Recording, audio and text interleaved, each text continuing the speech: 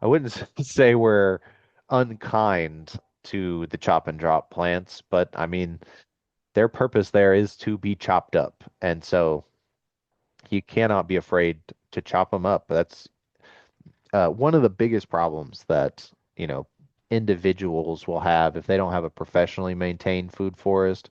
They fear hurting their plants. And you really can't.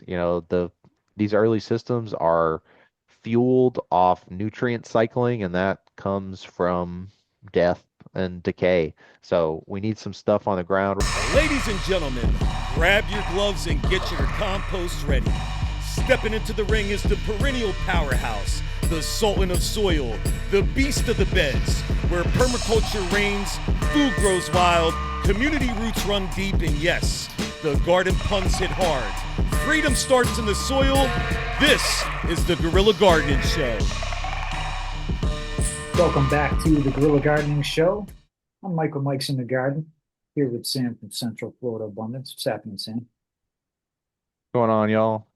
I would ask what you're up to, Mike, but we were just together, and You we were? didn't get to shoot a live episode, but we did get to do a ton of work together. And so I know that you're exhausted. No, it was a good day. Yeah, It it was was a a real good nice, day. honestly, the best weather for working outside in Florida in the summer. It was raining, uh, and no dangerous lightning. So we got a lot of stuff done, and you couldn't even tell if we were sweating, really. Yeah, no, it was a great project, especially as I, venture into this full time and get my feet wet, literally and figuratively. And we've got some videos to share here and some photos of what we did. If you want to kind of give an overview, Sam.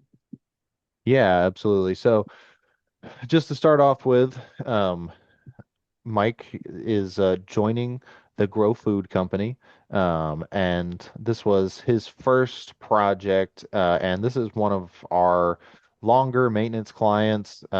We did an installation at her house, I think about 2 years ago. I actually wasn't a part of the installation at that time, but I've been doing maintenance on her house for about 18 months now. And this is what we walked into yesterday, which is really just beautiful. We're getting to late summer now, so there's lots of rain, plus this system's on irrigation. And so, you know, it's just got a lot of growth. That was a lemongrass. Oh, I see. You edited this video. This is at the end.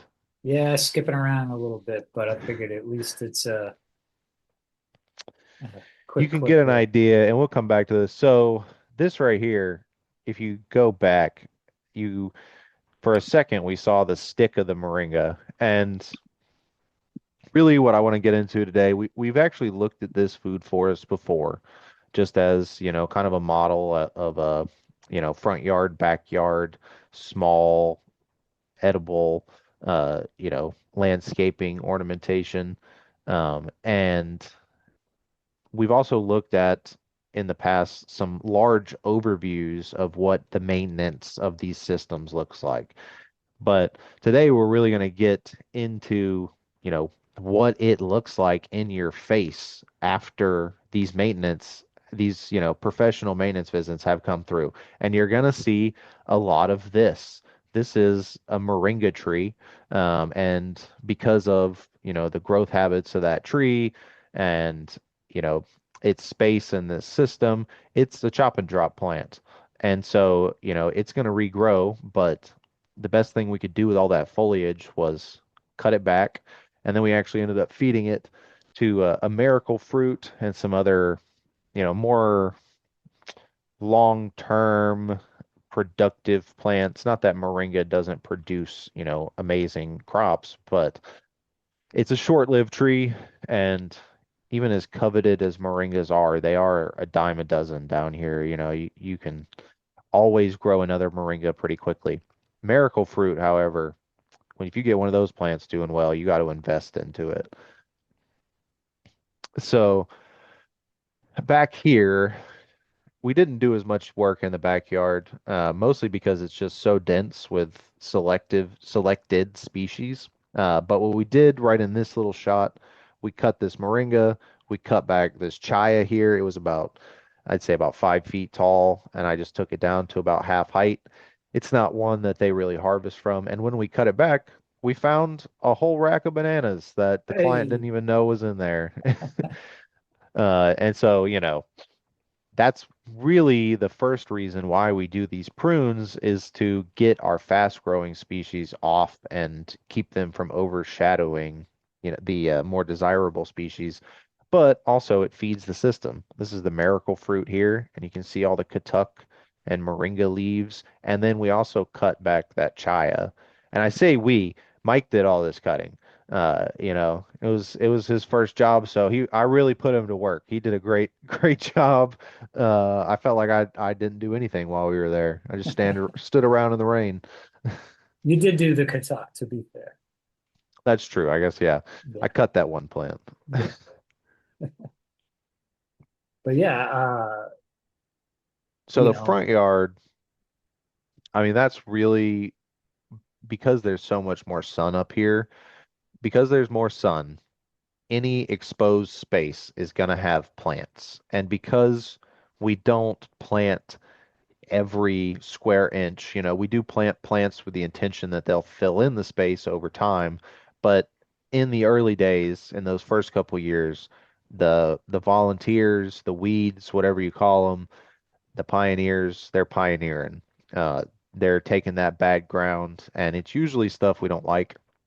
So you can't even really see it in here, but in and amongst all these plants, there's a lot of the St. Augustine grass from the yard.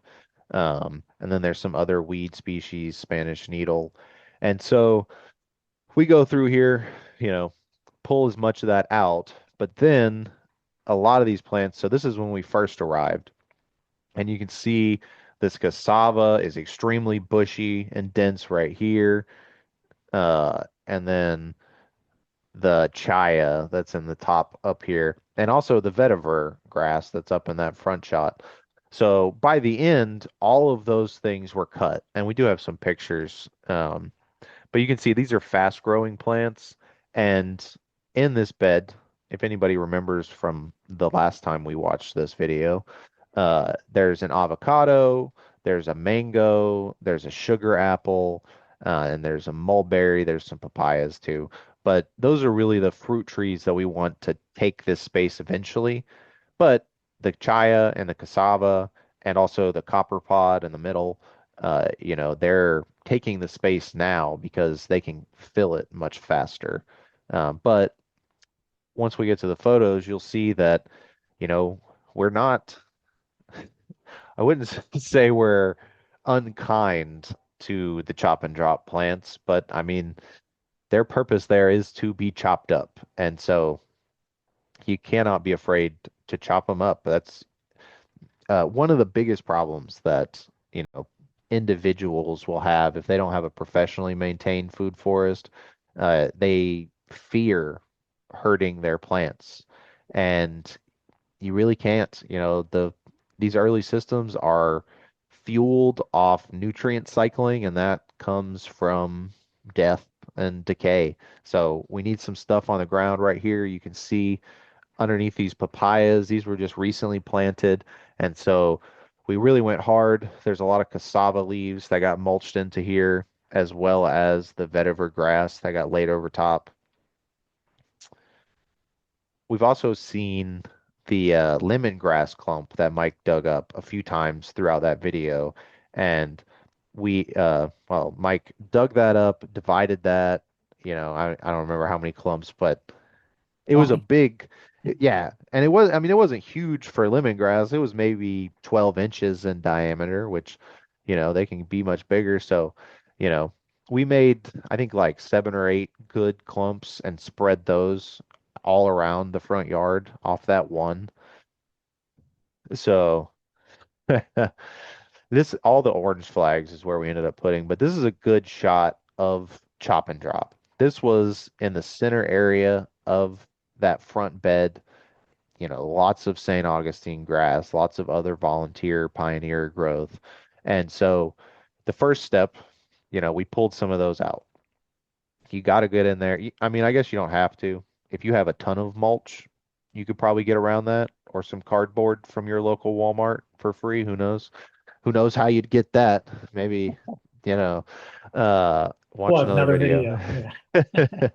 Uh, but after you do that, after you pull the weeds, you got to mulch it with something because there's still stuff left. You got to smother it with some decaying organic matter. Cardboard, that is also decaying organic matter. Shredded paper, that would be insane to put out in your yard, but it serves the same purpose. But then for the long term, to keep the weeds out, we planted this lemongrass clump, which is marked by that orange flag. And so that'll grow and then provide, more and more mulch as it's cut, but also fill the space that is currently empty.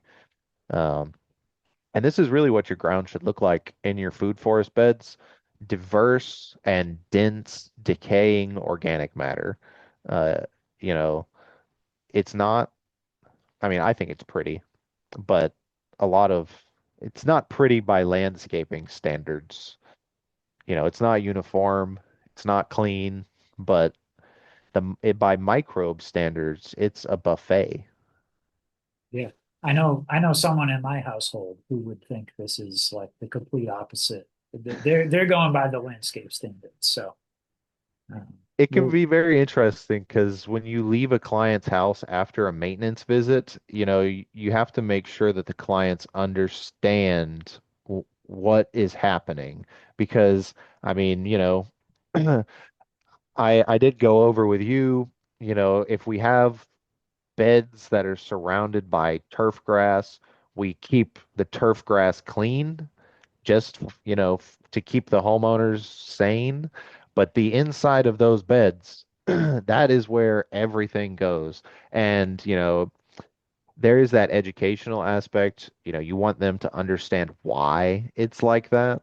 Um, you know, the worst times, there are times when they're like, no, I hate that, fix it.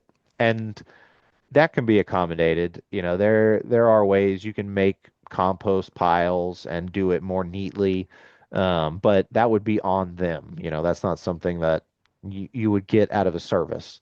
But we can pile it up for you, that's for sure. Now, the worst part is when the people tell you it's fine, and then you come back the next time and they've pulled it all up and bagged it up and thrown it all away. And then you're like, whoa, what happened?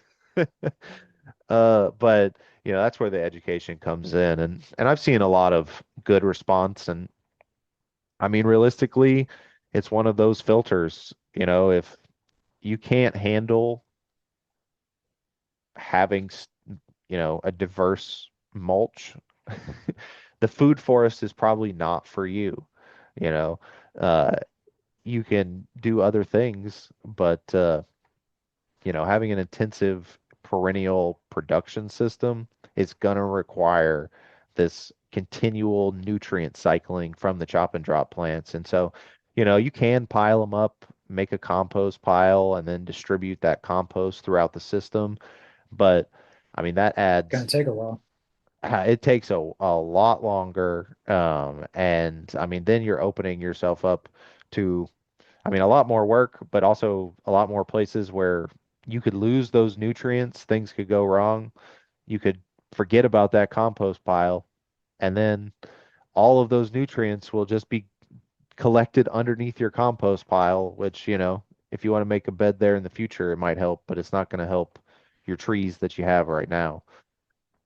Now, Sam, when a maintenance visit gets scheduled and you go out there for the first time, I would imagine you have, different styles of food forests or gardens of things you're going to maintain. Some of them probably look well maintained, and some of them are probably, um, you know, they're planting for production, so they don't care what it looks like, right? The farm versus the landscape, Yeah, like yeah. spectrum. Yeah. I want to LARP as a food forester, and I actually want a food forest, and I don't care what it looks like.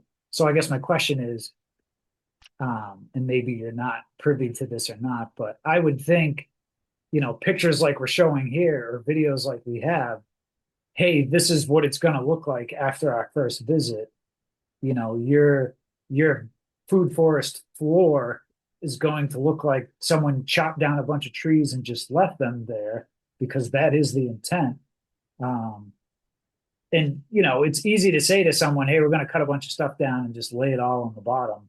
When you come home, you it might look different, but I would think showing them a photo like this, it kind of gives them the idea that, hey, this is going to be like a 6 to 12 inch pile of stuff that's going to start decaying, and 2 weeks from now, you might not even know that it was there.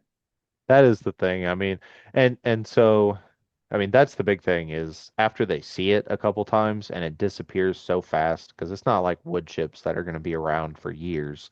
This we also this is a bad example because I threw a moringa trunk in here, but there's no other woody material. This is all just leaves and it's going to, be gone very quickly. Now, to actually answer the question as far as, how do we accommodate those gardens that need a more clean aesthetic, maybe even for their HOA? So there's a couple ways to go about it, really. For smaller areas with, small debris, I use an electric wood chipper. And so then I can get everything down into a fine mulch and spread it throughout the system. All the nutrients are still there, but it just looks like, it looks different than their mulch, but it is barely noticeable, especially when it's spread fine.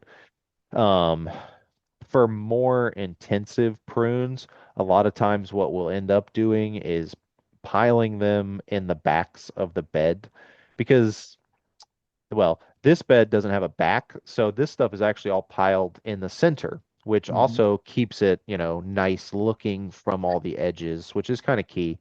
Um, because in all of the beds, no matter if it's, you know, ornamental like goals or production goals, it's going to be dense. We don't plant sparsely. We're planting to have the entire bed covered in green, material.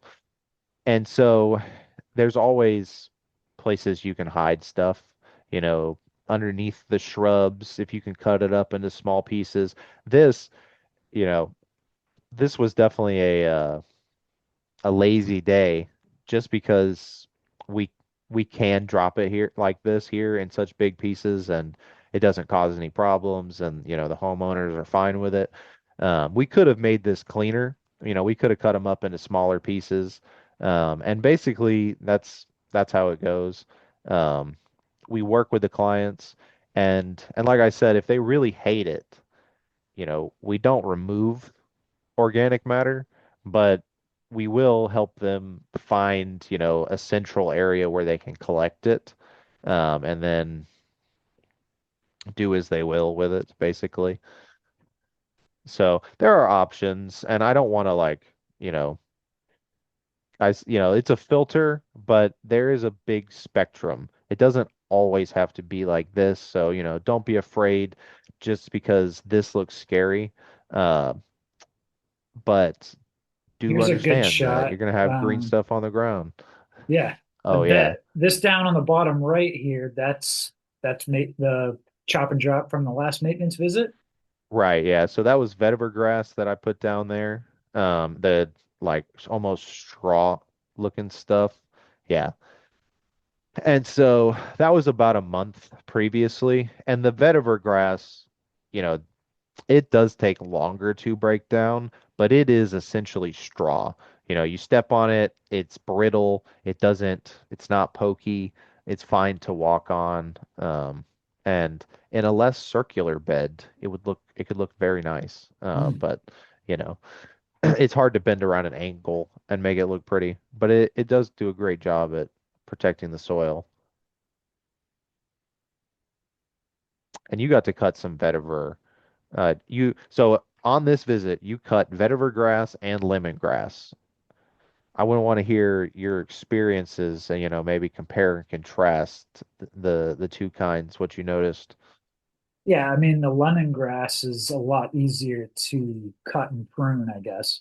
Um, the vetiver grass, we kind of had to saw the grass like hand clumps at a time.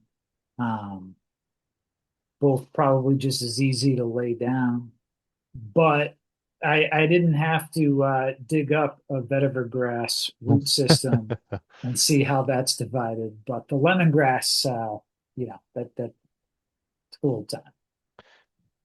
Yeah, and honestly, I bet the vetiver would be worse. I do prefer vetiver grass as, the production aspect as far as the biomass, but I mean, this you can see in the bottom of this image, this was one small, I will say, maybe medium-sized lemongrass clump, and the amount of biomass we got from that one is just incredible. And that all went, to feed these trees in here. And after we, had that one, we were able to replant a clump that was probably still half the size of what it started as. Yeah, And now there's going to be, five or six more throughout the yard. She's not yeah, going to know what to do. yeah. That's But I think in the other shot, we saw the perennial peanut, and hopefully everybody knows perennial peanut at this point. But that plant and then this plant that's sprawling in the front up here, the Panadol. So yeah, that last shot was the perennial peanut around the side, and then we got the Panadol down here. And these are the kind of plants we really want in the understory. They're not on the ground, they're slightly above ground, and then their roots are all above ground, but they do creep. And so they can spread themselves, they control weeds very well. Now, I will say these are plants that either will need to be in a wetter area or be on irrigation. Usually in drier sites, your ground covers are a lot lower to the ground. But if you get a professional food forest installed by the Grow Food Company, it'll have irrigation.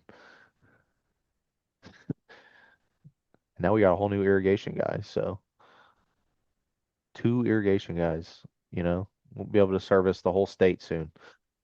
nice.